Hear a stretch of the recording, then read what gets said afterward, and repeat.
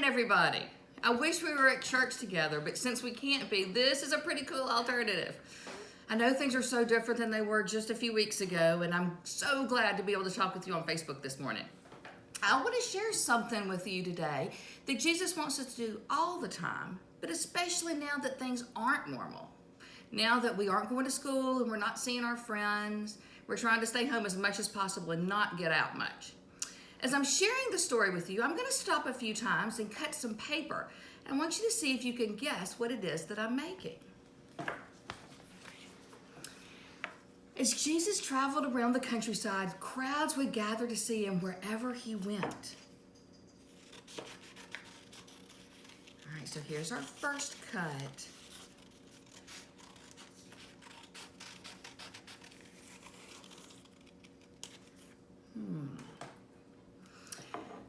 Everyone knew that Jesus could heal people and do great miracles, so they crowded around him to see what he was going to do and to hear what he was going to say.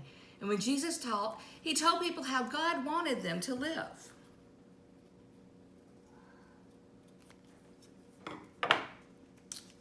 All right, this is what we've got so far. One day, Jesus gathered his followers around him and said, "You are the light of the world."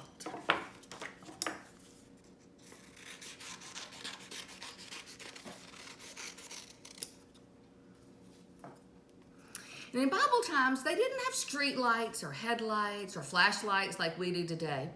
They didn't have any electricity at all. Instead, they used little lamps filled with oil. Any guesses? Do you think you might know what it is? The lamps,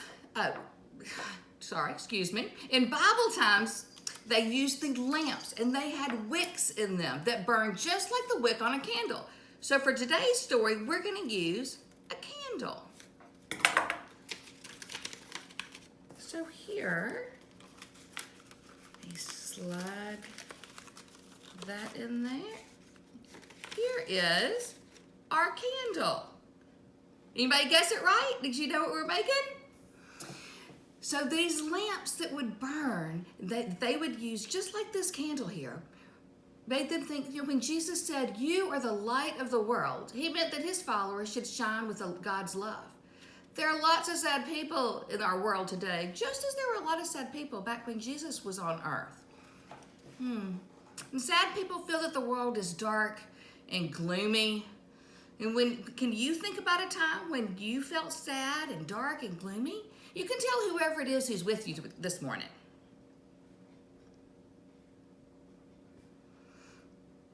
So sometimes when you're sick, or your best friend can't play, or you've had an argument with somebody, and especially now that we can't go to school and everything is different, sometimes it feels a little dark and gloomy. But when somebody shines with God's love, everything gets to be a little bit bright and cheery. It's not as sad and gloomy anymore. Jesus wants us to shine with God's love everywhere we go. So let's practice shining with God's love right now. I'm going to describe some people who are a little sad. And then I want you to tell whoever's with you right now, your mom or your dad or brother or sister, tell them how you would shine with God's love and help them feel better. All right, so what could you do for your mom if she's had a bad day?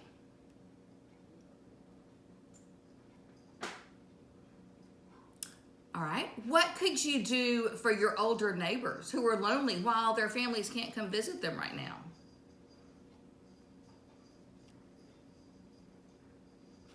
And what can you do for your friends who are missing you just like you're missing them right now?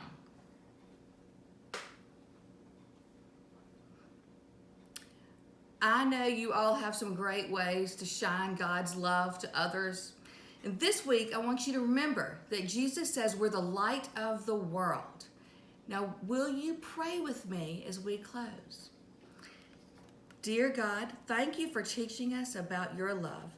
Help us to shine a bright light of your love to those who we're with this week. Amen. All right, so things are different and we're not together and we're all at home right now and trying to kind of make it through the day and entertain ourselves at home and have fun with our family. I want you to be thinking about your church friends this week and remember them. Maybe you want to send them a text. Maybe you want to draw someone a picture and mail it to them. Let's find little ways where we can show God's love. Now, I also want you to have your moms and dads be on the watch out for an email. I'll be sending an email out on Wednesday with some ideas of some things that we can do together and kind of connect as a church. All right, so until I see you again, I love you all and I miss you. Y'all have a good week. Bye.